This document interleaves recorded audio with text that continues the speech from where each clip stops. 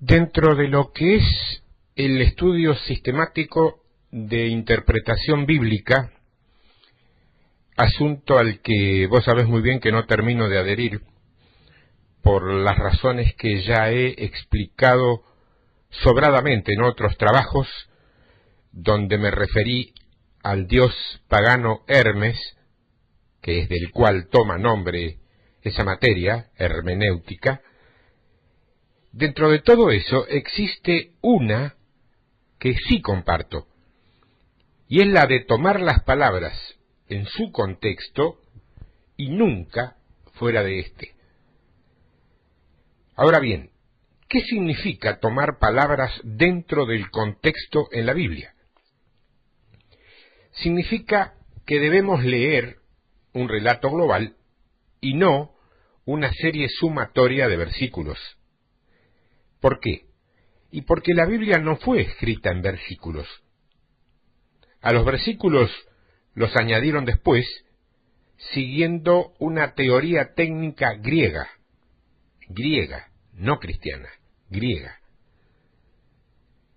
Un contexto, entonces, tiene que ver con todo lo que viene diciendo con anterioridad a lo que nos interesa, con todo lo que dice el relato global en sí y no una pequeña parte de él. La suma de todo es la base de lo que vamos a interpretar.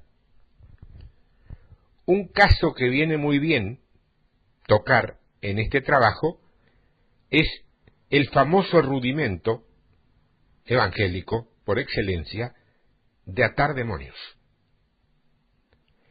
Pregunto, ¿cuál es el texto que ha dado origen a esta práctica que muy bien conocen todos aquellos que militan en los ministerios dedicados a la liberación?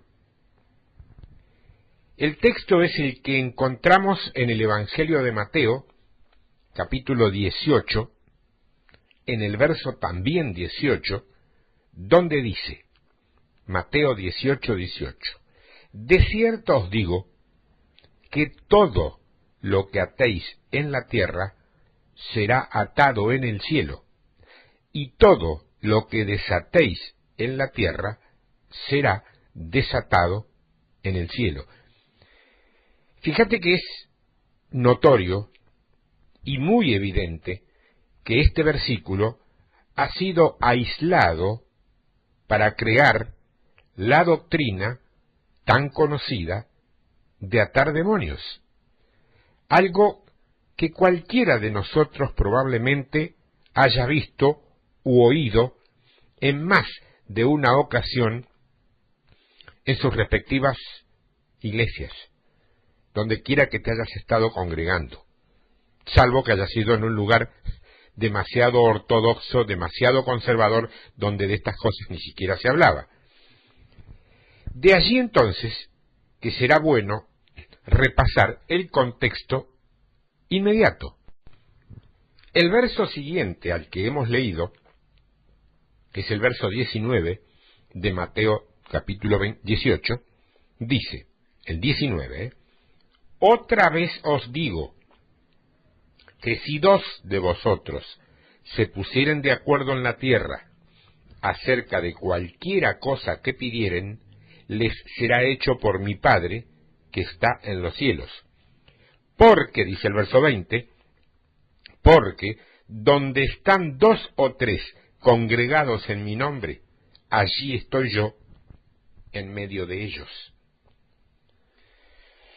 Mira, yo personalmente, no sé vos, pero yo he escuchado más de una vez a personas que citan erróneamente este versículo con un ánimo de tristeza, te diría, porque en ese momento nadie llegó a una reunión convocada por la Iglesia. Y lo dicen convencidos de que Jesús no está allí sencillamente porque no hay dos o tres reunidos en su nombre. No serviría de nada que yo te diga ahora que eso no es correcto. Lo mejor es que le permitamos a la misma Escritura esclarecernos el punto. Vamos al primer verso del capítulo 18 de Mateo, el verso 1. Dice, 1 en adelante. En aquel tiempo, los discípulos vinieron a Jesús diciendo, ¿quién es el mayor en el reino de los cielos? Y llamando Jesús a un niño, lo puso en medio de ellos y dijo, de cierto os digo, que si no os volvéis y os hacéis como niños, no entraréis en el reino de los cielos. Así que, cualquiera que se humille como este niño, ese es mayor en el reino de los cielos, y cualquiera que reciba en mi nombre a un niño como este, a mí me recibe. Yo quiero que vos examines con todo el cuidado que te sea posible y sin necesidad de profundizar demasiado, porque queda bastante claro y a la vista lo que hemos leído. Los versículos que van del 1 al 5, estos que leímos recién, se refieren estrictamente a la actitud humilde de un niño. Se refieren a la actitud humilde de un niño. Yo conocí un grupo que implementaba un colorido ritual con simbólicos biberones que las personas simulaban beber como proclamación de ser como niños. Sin palabras. Sin palabras. Independientemente de lo colorido y pintoresco, grave. Grave en lo que se cree. Dice el verso 8. Por tanto, si tu mano o tu pie te es ocasión de caer, córtalo y échalo de ti. Mejor te es entrar en la vida cojo o manco que teniendo 2 manos o 2 pies ser echado en el fuego eterno. Y si tu ojo te es ocasión de caer, sácalo y échalo de ti. Mejor te es entrar con un solo ojo en la vida, que teniendo 2 ojos ser echado en el infierno de fuego. Aquí el mensaje central se muestra entre los versículos 6 al 9. Hablan, dice, de no estorbar con el pecado a esos niños o a quienes son como ellos, y de lo doloroso que puede resultar desarraigar el pecado. Un niño puede pecar por ignorancia, pero un adulto no es ignorante y es responsable de sus actos. Lo que pasa que la travesura, que sería el equivalente físico literal al pecado en los niños, a veces es festejada, celebrada, aplaudida y una especie de síntoma de alegría en la familia. Lo mismo hecho por un adulto no tiene la misma recepción, sino todo lo contrario. Por lo tanto, lo que está cambiando es la edad o la condición del pecador, pero no en la esencia de ese pecado. El verso 10 dice, mirad que no menospreciéis a uno de estos pequeños, porque os digo que sus ángeles en los cielos ven siempre el rostro de mi Padre que está en los cielos. Porque el Hijo del Hombre ha venido para salvar lo que se había perdido. Ojo, no es los que se habían perdido, es lo que se había perdido. Yo ya he enseñado de qué se trata lo que se había perdido. ¿Qué os parece? Dice el verso 12. Si un hombre tiene 100 ovejas y se descarría una de ellas, ¿no deja las 99 y va por los montes a buscar la que se había descarriado? Y si acontece que la encuentra, de cierto os digo que se regocija más por aquella que por las 99 que no se descarriaron. Así, no es la voluntad de vuestro Padre que está en los cielos que se pierda uno de estos pequeños. Nota que en los versículos que van del 10 al 14, habla de que cuando alguien es estorbado, es como una oveja perdida. En particular el versículo 14 debe entenderse así, que se pierda, del griego apolumi, que no es perder la salvación, sino perder la paz y la comunión con Dios. Que quede claro que hasta aquí estamos hablando de tropiezos entre nosotros. De ninguna manera esto tiene que ver con el mundo incrédulo. Es más, la Biblia no fue escrita para el mundo incrédulo. Independientemente de que mucha gente del mundo incrédulo ha tomado una Biblia, la ha leído y ha pasado a pensar primero y a creer después y a aceptar finalmente al Señor a partir de la lectura, bárbaro. Pero no fue escrita para el mundo incrédulo, fue escrita para la iglesia. El mundo la lee con su intelecto y a veces no entiende, por eso precisamente, porque usa el intelecto. El Hijo de Dios la lee o la tiene que leer bajo la guía y revelación del Espíritu Santo. Es la única manera que la puede entender. Por eso la diferencia de entendimiento en ciertas denominaciones que hacen más o menos énfasis en el Espíritu Santo. Y fíjate que lo otro que nos queda de esa escritura que estuvimos leyendo recién es lo del pastor, porque a él se refiere implícitamente, que se le va una oveja y deja las 99 que tenía y va a buscar la que se le perdió. Esto sería lo que deben hacer todos los que dicen ser pastores. Pero no, en la iglesia, en la organización eclesiástica, está de uso que cuando alguien se va a ir, tiene que ir a comunicarle al pastor que se retira de la congregación. Yo me pregunto en qué texto bíblico se cuenta un relato, una anécdota, donde una oveja le va a avisar a su pastor que deja el rebaño. Lo que sí se habla, en más de un relato, es que el pastor, cuando nota la falta de una oveja, sale a buscarla. Ese es el mandato, que se cumpla, que no se cumpla, que quede bien, que no quede bien, que agrade, que no agrade, es otra cosa. Como decimos en mi país, son 10 pesos aparte. Que te guste o no te guste algo no quiere decir que lo que puso Dios sea así o no.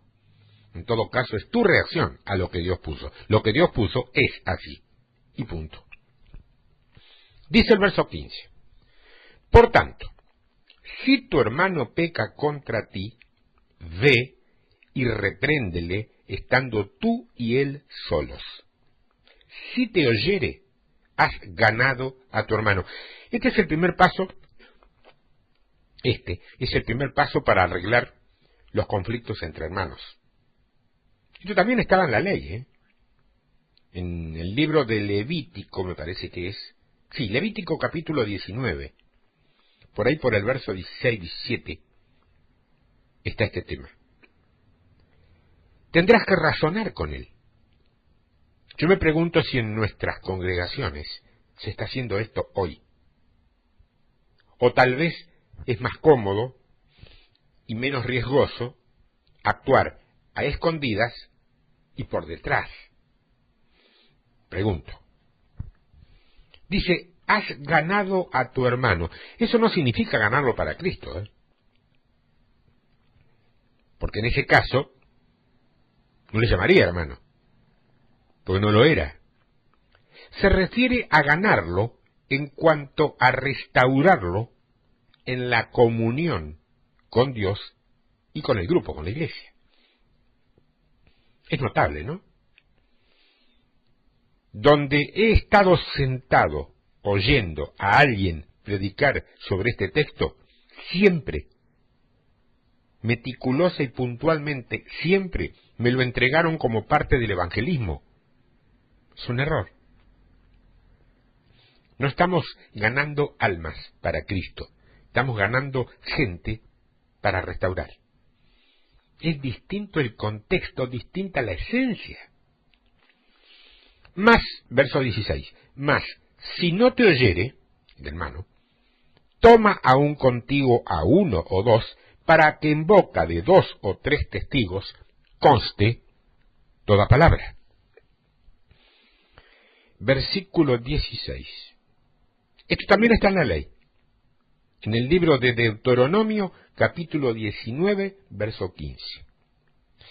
Lo que se procura, en primera instancia, es romper con la necedad, mientras que como segunda faceta está la de propender a un grado de justicia superior a la justicia humana. Si no los oyere a ellos, dice el verso 17, dilo a la iglesia. Y si no oyere a la iglesia, tenle por gentil y publicano. Vamos a poner algo en claro, blanco sobre negro, para que resalte. A los gentiles, debo decirte, no se los recibía en el templo. Entonces, ¿cómo hemos de proceder respecto a alguien que no se quiere reconciliar? De la misma forma. Nuestro error, a veces, muchas veces, es tratar a incrédulos o impíos que concurren a un templo con la misma vara con que tratamos a un hermano creyente, sincero, fiel, aunque circunstancialmente equivocado. Observemos cómo hasta aquí no se ha mencionado para nada, porque no sé si te olvidaste, pero venimos estudiando lo de atar demonios, hasta aquí, en este contexto, no se ha mencionado para nada al diablo ni a los demonios. ¿No? Verso 18. Te digo, de cierto os digo, que todo lo que atéis en la tierra, aquí llegamos a nuestro verso, será atado en el cielo, y todo lo que desatéis en la tierra será desatado en el cielo. Aquí, si lo vemos conforme al texto y al contexto que venimos observando, es indudable que se refiere a ejercer disciplina. De eso viene hablando. Ten en cuenta que atar, viene del griego sujetar, apresar, ligar, encadenar. Mientras tanto, desatar es aflojar las cadenas. ¿Cuándo la iglesia como asamblea global y no como institución humana, como asamblea global, cuando la iglesia aplica disciplina, mantiene sujeto al infractor? El verso 19. Otra vez os digo, que si 2 de vosotros se pusieren de acuerdo en la tierra acerca de cualquiera cosa que pidieren, les será hecho por mi Padre que está en los cielos. Pues sabes que es indudable que, por más que decidimos incorporarlo a otra cuestión, esto se refiere a la decisión de los ancianos, o líderes como le llamamos ahora, sobre la disciplina a aplicar.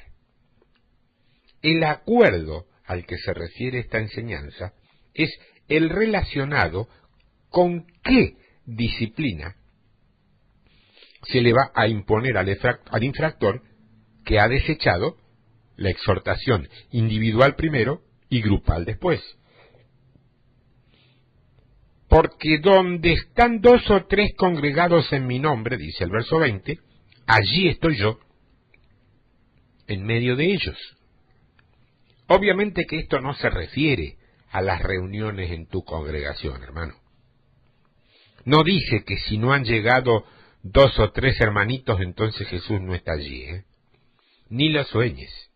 Aquí la Biblia se refiere a la reunión donde se decide una disciplina en la cual participan los ancianos o los líderes de la congregación y los testigos. Claro, entonces yo me pregunto, te pregunto a vos, ¿Qué tiene que ver todo esto con esa famosa doctrina de atar demonios? Vamos a ver. La doctrina de atar demonios sobrevino muy recientemente, y digo muy recientemente dentro de lo que es un contexto de la Iglesia, ¿no? Hace más o menos unos 20 años, cuando mucho. No más que eso, ¿eh? No hay una enseñanza al respecto en toda la historia previa de la Iglesia. Una revisión profunda como la que hemos hecho sobre estos versículos, indefectiblemente la echa por tierra. Los siguientes versículos que vamos a examinar en Mateo 18 tampoco hablan de atar demonios. Hablan de perdonar y soltar del castigo. Nadie me sabe explicar, o te sabe explicar, o nos sabe explicar el porqué de la creación de esa supuesta doctrina de atar demonios. Pero lo cierto es que la confusión reinó y eso se adoptó como bíblico, sin dudarlo, ¿eh? En el verso 30 del capítulo 18 de Mateo dice: mas él no quiso, sino fue y le echó en la cárcel hasta que pagase la deuda. Nos queda claro que este hombre no quiso perdonarle la deuda. Es decir, no se la quiso soltar, no quiso soltarle la deuda. Entonces la pregunta que nos va surgiendo en esta altura del estudio es: ¿dónde está el diablo en todo este capítulo? Porque Mateo 18 habla del perdón. O sea, habla de lo que se hace con alguien que no se arrepiente. Y también con el que sí lo hace. La disciplina en la Iglesia la aplica el ancianato o el liderazgo en conjunto con la gente. Pero la gran mayoría de los problemas se arreglan cuando un hermano exhorta al otro sin necesidad siquiera de testigos. Independientemente de lo que alguien pueda asegurar en lo personal respecto a una revelación del Espíritu Santo, aprobar por el sistema del hecho cumplido que nos ordena la Biblia, yo tengo que consignar que toda aplicación al capítulo 18 de Mateo que no tenga que ver con la disciplina y con el perdón, lamentablemente es errónea. Porque eso es lo que dice, no lo que queremos que diga. Porque Jesús está diciendo: no quiero que se hagan tropezar unos a otros. Si eso sucede, deben arreglarlo exhortándose o exhortándolo al otro. Si el reprendido no rectifica displicentemente su actitud, entonces disciplínenlo. ¿Qué quiere decir? Sujétenlo al orden de la iglesia, del grupo. Ahora, si lo reconsidera y lo enmienda, entonces perdónenlo. Y cuando se arrepienta, desátenlo. De eso está hablando. Y no es el único, ¿eh? En el capítulo 16, también del Evangelio de Mateo, entre los versos 13 y 20, hay otro texto que ha sido mal interpretado. Pero históricamente, ¿eh? Y por la mayoría de las denominaciones cristianas, o denominaciones evangélicas cristianas.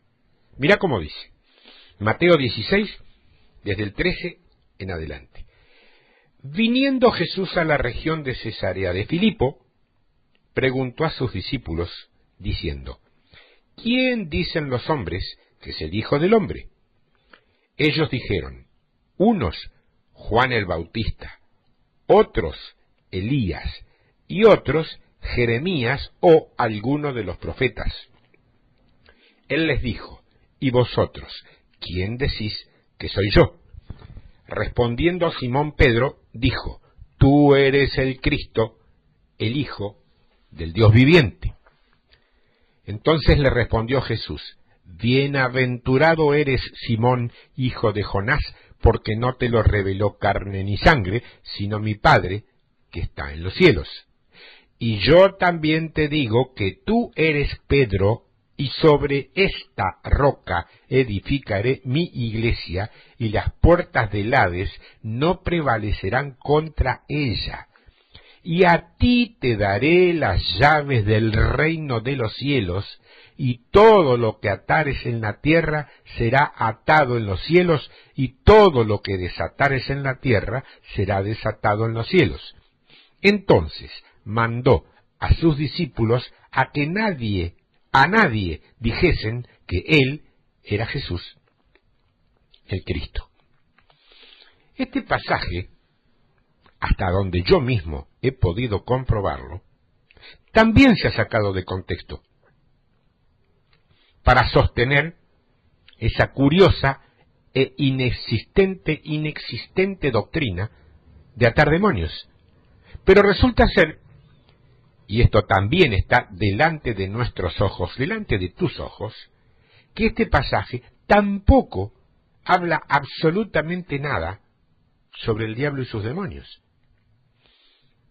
Porque las llaves son un símbolo de autoridad, más concretamente de la autoridad de la palabra de Dios, en este caso, para abrir y tener acceso al reino de los cielos. ¿Qué dice allí? Que se nos da autoridad para usarlas. Pedro fue el primero en hacerlo al predicarle a judíos y a los gentiles, con lo cual los desató haciéndolos libres del pecado. De eso estamos hablando. Cuando predicamos y las personas aceptan a Jesús en sus vidas, los estamos desatando del pecado. Pero cuando no aceptan la palabra, quedan atados. Y a eso se refiere la Biblia con atar y desatar. Si los cristianos de la actualidad comprendiéramos mejor el tema de la disciplina en la Iglesia, caeríamos menos en el error de malinterpretar estos pasajes bíblicos. ¿Qué es un caso de disciplina? Claro, concreto, específico y puntual. Vamos a 1 de Corintios, capítulo 5. Primera carta de Pablo a los Corintios, capítulo 5. Dice allí en el verso 1 en adelante: De cierto se oye que hay entre vosotros fornicación, y tal fornicación cual ni aun se nombra entre los gentiles, tanto que alguno tiene la mujer de su padre. Fíjate vos qué época, aparentemente mucho más decente comparada con la actual, y qué cosas que había dentro de los grupos considerados como iglesia. Me decía un viejo pastor en una ocasión, hablando del pecado, dice: ¿cómo será de sobrenatural la sutileza del enemigo para influir en el pecado de la gente, que yo en el mundo no he visto la calidad pervertida de pecado que sí he visto adentro de la iglesia? Claro, al mundo no necesita hundirlo más en el barro, porque el mundo está en el barro por ignorancia, pero donde se ha salido a la luz y el enemigo puede meter sus manos, cuando sepulta hasta lo máximo, hasta lo más profundo, en ese barro asqueroso y maloliente que es el pecado. Ahora, acá hay unas cuestiones bastante puntuales, ¿no? Pero sigue diciendo el verso 2: y vosotros estáis envanecidos. Fíjate que pese a eso estaban envanecidos. Es muy típico esto en el hombre, de envanecerse casi sin causa, sin motivo. ¿No debierais más bien haberos lamentado para que fuese quitado de en medio de vosotros al que cometió tal acción? Pregunta Pablo, ¿no? Ciertamente yo, como ausente en cuerpo, pero presente en espíritu, ya como presente es juzgado al que tal cosa ha hecho. Y en el nombre de nuestro Señor Jesucristo, reunidos vosotros y mi espíritu con el poder de nuestro Señor Jesucristo, el tal sea entregado a Satanás para destrucción de la carne, a fin de que el espíritu sea salvo en el día del Señor Jesús. Acá vemos algunas cuestiones muy exactas y puntuales. En el verso 2, Pablo dice que el pecador sea quitado.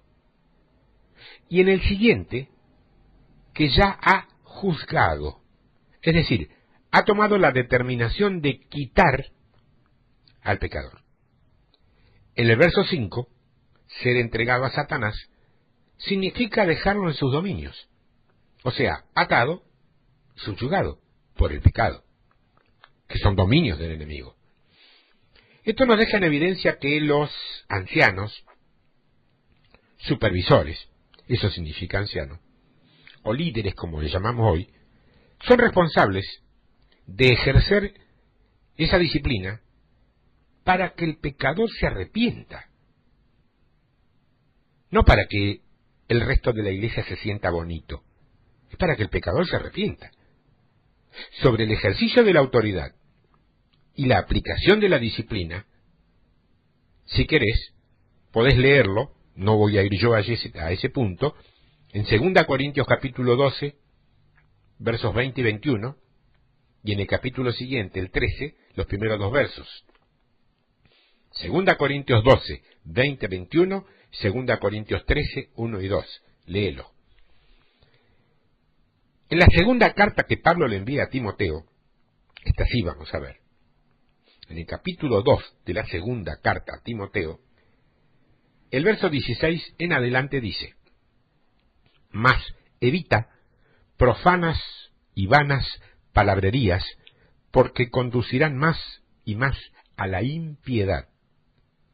Y su palabra carcomerá como gangrena, su palabra carcomerá como gangrena, de los cuales son Himeneo y Fileto, que se desviaron de la verdad diciendo que la resurrección ya se efectuó, y trastornan la fe de algunos. Pero el fundamento de Dios está firme teniendo este sello: conoce el Señor a los que son suyos, y apártese de iniquidad todo aquel que invoca el nombre de Cristo. Pero en una casa grande no solamente hay utensilios de oro y de plata, sino también de madera y de barro, y unos son para usos honrosos y otros para usos viles. Y en la primera carta a Timoteo, capítulo 1, verso 18, dice: este mandamiento, hijo Timoteo, te encargo, para que conforme a las profecías que se hicieron antes en cuanto a ti, milites por ellas la buena milicia, manteniendo la fe y buena conciencia, desechando la cual naufragaron en cuanto a la fe algunos, de los cuales son Himeneo y Alejandro, a quienes entregué a Satanás para que aprendan a no blasfemar. Yo quiero que entiendas bien esto sin que te choque demasiado lo que has leído, o a lo mejor te parezca demasiado severo, demasiado duro. Himeneo y Fileto no estaban siendo vasos útiles, estaban deshonrando al Señor. En consecuencia, Pablo no lo dudó. Pablo no lo dudó y ejerció disciplina con ellos. Según la primera carta a Timoteo que también leíste, Himeneo ya había sido disciplinado. Fue atado, dice. Su mención en la segunda carta nos muestra que él siguió en sus malos caminos. Esto que sugiere Himeneo, pidió perdón y le permitieron entrar, o sea, fue desatado, pero volvió a dar mal fruto. Finalmente, Pablo lo ató y ya no se le permitió más el acceso. Fin del caso, ¿eh? Terminó allí. Bueninismo no. Buenos. Bueninismo no. En la carta de Tito, capítulo 3, verso 10, dice, hay un texto que es bastante, dice, al hombre que cause divisiones, después de una u otra amonestación, deséchalo, sabiendo que el tal se ha pervertido y peca y está condenado por su propio juicio. Esto termina con esa doctrina también dudosa de querer ser más buenos que Dios. No existe eso.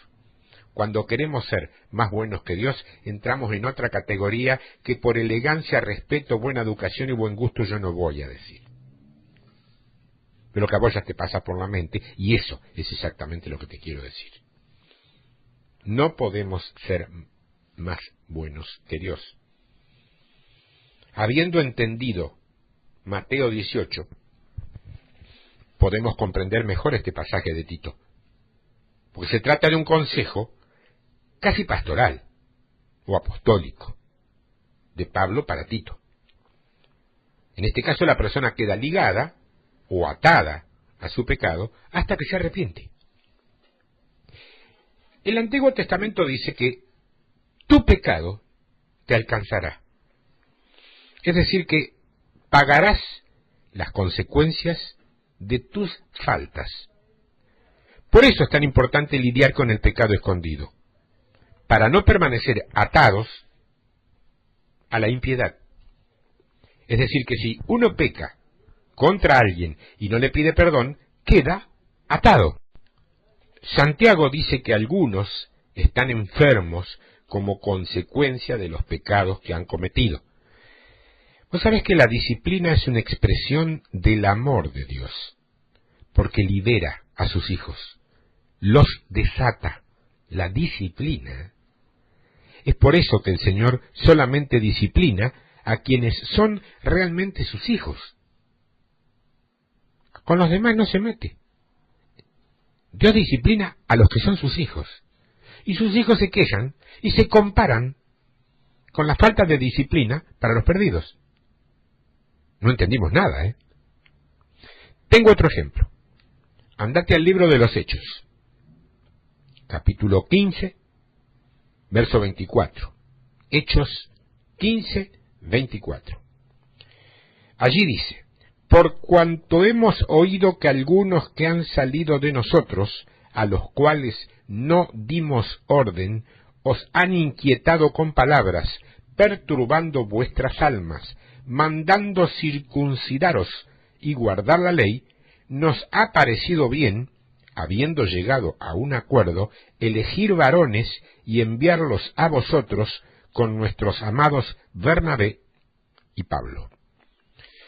Pues sabés que los apóstoles se reunieron, ejercieron autoridad y no ataron a los gentiles a la ley. Analizaron el caso y desataron a los gentiles del yugo que los judíos querían ponerles.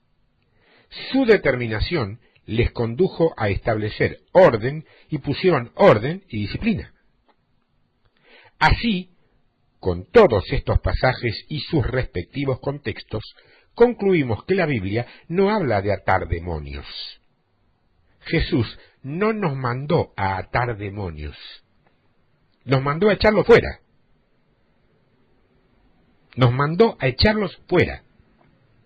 Y de hecho, cuando leemos lo que Él hizo, tiene que ver con esto, no con atarlos. En el capítulo 12 de Mateo, y en los versos que van del 22 al 37, encontramos algunos puntos esclarecedores. Resumo el texto diciendo que cuenta cómo Jesús sanó a un endemoniado y los fariseos lo acusaron de haberlo hecho por Beelzebú, señor de las moscas. Entonces, ¿qué le responde él? Que un reino dividido no prevalece. En ese tenor, el verso 27 del capítulo 12 de Mateo dice, Y si yo echo fuera los demonios por Beelzebú, ¿por quién los echan vuestros hijos? Por tanto, ellos serán vuestros jueces. Y es importante aclarar que cuando dice hijos, se usa un hebraísmo o hebreísmo para referirse a los discípulos de los fariseos, no a hijos carnales, a discípulos.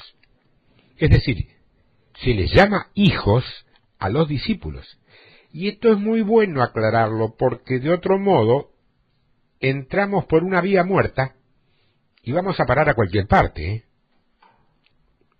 El versículo 29, mientras tanto, es el texto controversial, porque ¿cómo puede alguno entrar en la casa del hombre fuerte y saquear sus bienes si primero no lo ata?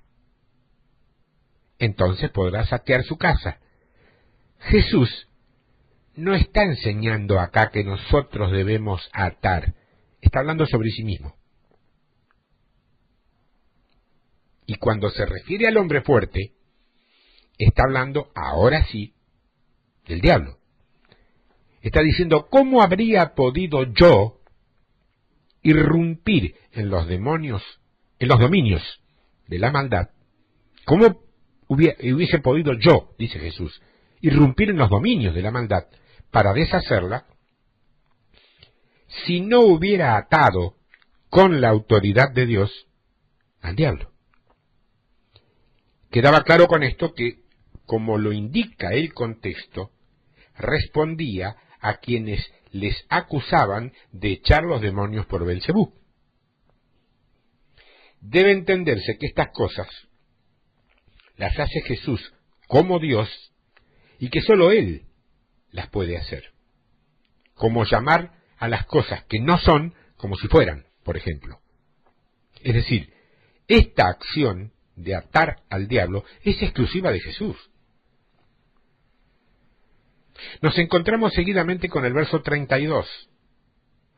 Allí leemos: a cualquiera que dijere alguna palabra contra el Hijo del Hombre, le será perdonado, pero al que hable contra el Espíritu Santo, no le será perdonado, ni en este siglo, ni en el venidero. Atención con esto, Atención. La blasfemia contra el Espíritu Santo, según el contexto, consiste en atribuirle autoridad a Satanás, conceder que el diablo hace lo que en realidad solamente puede hacer el Espíritu Santo de Dios.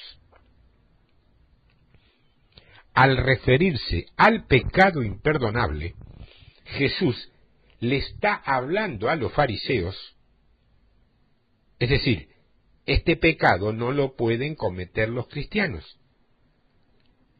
que están acusando de Jesús que está haciendo algo por el Espíritu Santo, de que no, que lo está haciendo por Beelzebú.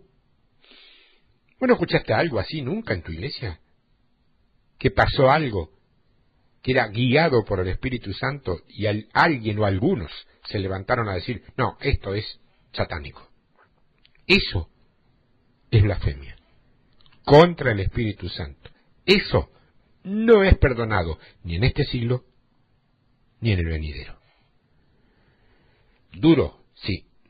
Severo, sí. ¿Verdad? Sí.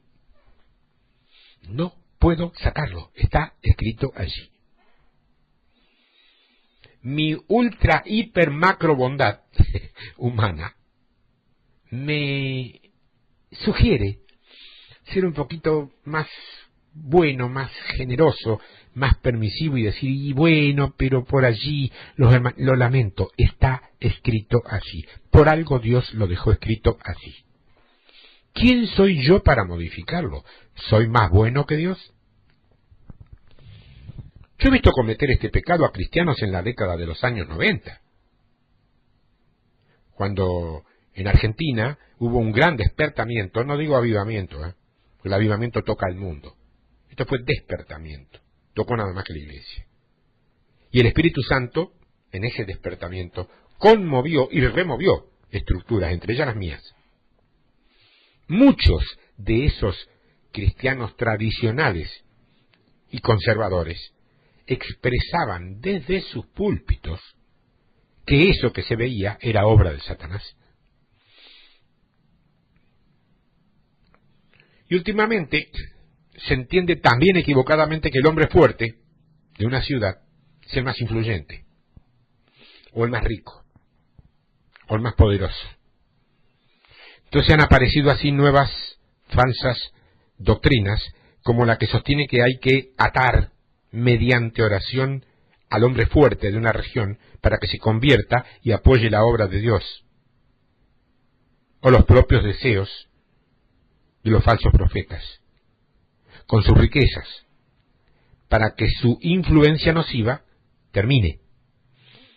Esa doctrina no aparece en la Biblia. No hay un solo pasaje donde los apóstolos lleguen a una ciudad y busquen al hombre fuerte para atarlo.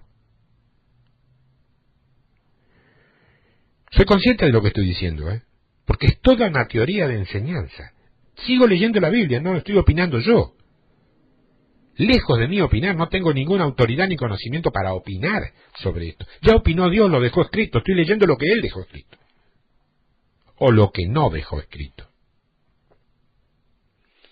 La palabra atar, que se utilizó, significa nuevamente ligar, inhabilitar, subyugar, o sea, mantener bajo yugo, bajo autoridad o sujeción. Y observemos el contexto de este pasaje. Jesús había soltado a un endemoniado por medio de su palabra. Nosotros desatamos a las personas con la predicación de la palabra. Ojo, no con discursos humanísticos o emocionalistas, con la predicación de la palabra. Por eso a veces estos trabajos te bendicen, no porque yo sea muy meritorio o muy inteligente o muy ungido. Eso es aparte. Si yo soy ungido, eso me corresponde verlo a mí en mi servicio, porque me voy a dar cuenta si tengo unción o no del Señor, en función de los resultados. Pero lo que te llega a vos como bendición es que te estoy predicando la palabra. Cuando hablo yo, Néstor Martínez, hombre de carne y hueso, apenas te informa o te puede entretener o te puede gustar porque lo digo lindo o porque hablo bien o lo que se te ocurra, pero no te bendice porque no viene del cielo. Lo que te bendice es lo que viene del cielo. No bendicen los hombres, bendice Dios a través de los hombres que se dejan usar por Él. Cuando el hombre no quiere dejarse usar por Dios y habla de por sí, no bendice. Apenas hace un show, un espectáculo. Aunque a todo eso se le llame culto. Ese es otro problema. En el contexto podemos observar la obra de Cristo en la cruz y la derrota de Satanás. Jesús lo subyugó en la cruz por medio de su sangre e inhabilitó al diablo. Vino a deshacer las obras del maligno. Antes de Cristo, no hay registro de atar demonios. David tocaba el arpa y el demonio se iba. Saúl entraba en paz, dice. Y dice el texto que el demonio era de parte de Dios, o sea, Dios lo permitía. A eso se refiere. En el Antiguo Testamento no se habla de Satanás, por lo tanto es Jehová dio, Jehová quitó. Es el concepto, de la forma que se fue escrito. No se hablaba del enemigo. Se empezó a hablar de Satanás en el Nuevo Testamento. Jesús aquí estaba demostrando ser más poderoso que el diablo. Podemos ver el mismo pasaje en Lucas 11. En Lucas 11, versos 21 y 22 dice: cuando el hombre fuerte armado guarda su palacio, en paz está lo que posee. Pero cuando viene otro más fuerte que él y lo vence, le quita todas sus armas en que confiaba y reparte el botín. Es alegórico que el diablo tenga un palacio. Lo que queda claro es que Jesús es más fuerte que el diablo y lo vence. Pero lo vence él, Jesús, no nosotros. Ninguno de nosotros puede vencer al diablo sin Jesús. Ni se te ocurra. Aquí Lucas usa la palabra vencer, que significa subyugar. Cuando se nos dice ustedes tienen autoridad para vencer al diablo, sí, pero la autoridad en Cristo. En Cristo. Y si no estamos en Cristo, el maligno sí nos toca. ¿Se entiende lo que digo? Dice, no, pero yo no tengo problemas con Satanás, porque el que está en Cristo, el maligno no lo toca. Claro, pero ¿estás en Cristo? ¿O solamente vas un domingo por semana a escuchar hablar de Cristo? No es lo mismo, ¿eh? No te engañes, porque te engañan. Vencer y atar, a fin de cuentas, en el original, son sinónimos. Nosotros no vencemos al diablo, a eso lo hizo Jesús. Ahora, una pregunta dirigida a quienes creen o predican la doctrina de atar demonios. Exclusiva, ¿eh? Si los atamos el domingo en el templo, ¿qué sucederá luego? ¿Acaso se desatan el lunes? Porque él anda como león rugiente buscando a quien devorar, ¿no es así? ¿Cómo no ven la contradicción en atar y atar a los demonios en una ciudad y que tal acción no surta ningún efecto? ¿No es un sinónimo de incredulidad o de fatalismo o de derrota eso? Han atado por años y años en muchísimas ciudades y naciones del planeta al demonio del narcotráfico o de la prostitución, por ejemplo. Yo lo he escuchado, ¿eh? Supongo que vos también. Y estos pecados no solamente disminuyeron, sino que se multiplicaron. ¿Perdió Dios el poder? ¿O nos equivocamos nosotros? Se afanan en efectuar campañas masivas y hasta vuelan en helicópteros sobre una región para atar al diablo. Se llenan de activismo y tristemente dejan de lado la predicación de la palabra, que es lo único que desata a los atados. Jesús dijo, en mi nombre echarán, expulsarán fuera demonios. Jesús venció al diablo. Eso quiere decir que éste ya no tiene dominio y poder sobre todos. Una vez que somos de Jesús, nosotros ejercemos la autoridad de Jesús para inhabilitar la obra del diablo. Pero lo hacemos por la palabra, por la predicación, no meramente por declarar que atamos o desatamos. Durante mucho tiempo yo consideré como grandes guerreros a los que gritaban. Escuchaba predicadores gritar y decía, qué guerrero, yo no puedo ser así. Tuvo que pasar mucho tiempo para que me diera cuenta que autoridad no es gritar, es autoridad. Y que el que tiene autoridad, el que está escuchándolo o viéndolo, se da cuenta aunque no grite. Es lo mismo que en un trabajo. Si tu jefe tiene que gritar, desgañitándose, obedézcanme porque yo soy el jefe, bueno, no tiene autoridad.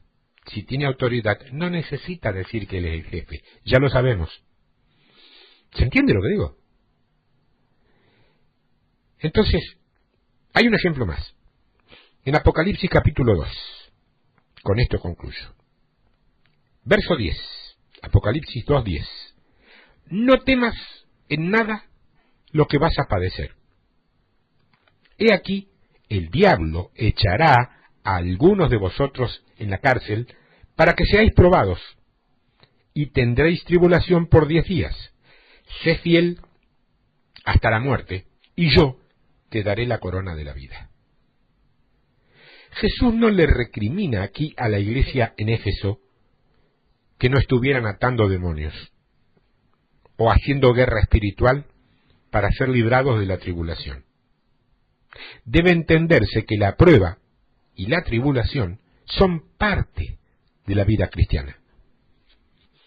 Y no deberían ser la ocasión para llenarnos de temor, sino la oportunidad para mostrar fidelidad y confianza en Dios.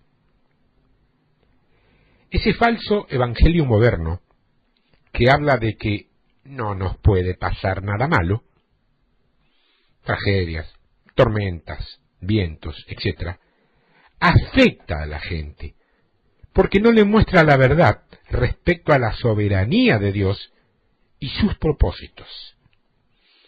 En su segunda carta a los Corintios, el apóstol Pablo habla de un mensajero del diablo que lo abofeteó, a Pablo. Y Pablo no se puso a atarlo, ni a hacer guerra espiritual para librarse. En contraste, entendió el propósito de Dios al permitir aquello, que el apóstol no se engrandeciera, que no se envaneciera. Este tipo de doctrinas de victoria total en la vida son de origen oriental y han proliferado en la iglesia contemporánea y nadie debería adoptarlas. Yo los animo a ustedes a estudiar a fondo el contexto de estos pasajes y a enseñar solamente lo que la Biblia enseña, no lo que queda bien, parece lindo o tiene un ánimo voluntarista ganador. Claro que queremos ser ganadores. Pero para ser ganadores tenemos dos recursos que fueron dichos desde el principio. Andar en el Espíritu, cosa que no es sencilla, y andar caminando sobre la palabra de Dios, cosa que tampoco es fácil. Y esto último sucede porque mucho de lo que se nos vende como palabra de Dios no lo es, y no le podemos echar la culpa a quien nos la da, porque tenemos una Biblia y nadie tiene la culpa si no la consultamos cuando nos dicen algo para ver si eso es así. Esto que yo te estoy diciendo, tenés tu Biblia en la mano, comprobalo, miralo, revisalo, examinalo, y si yo estoy equivocado, por favor, en el nombre de Jesús, no me creas. Créele a la palabra de Dios, es lo único que te va a liberar. Yo te voy a seguir entreteniendo una vez por semana con esto, Dios te va a liberar para toda la vida. Es distinto. Una dudosa doctrina. Así se llama este texto, este estudio, este trabajo. tiempodevictoria@hotmail.com, tiempodevictoria@yahoo.com.ar son mis correos. Te sirven para consultar, para opinar, para preguntar o para compartir. Una dudosa doctrina, colocas en el asunto y yo sé de qué me estás hablando. Dios te bendiga, hasta la semana que viene si Dios quiere.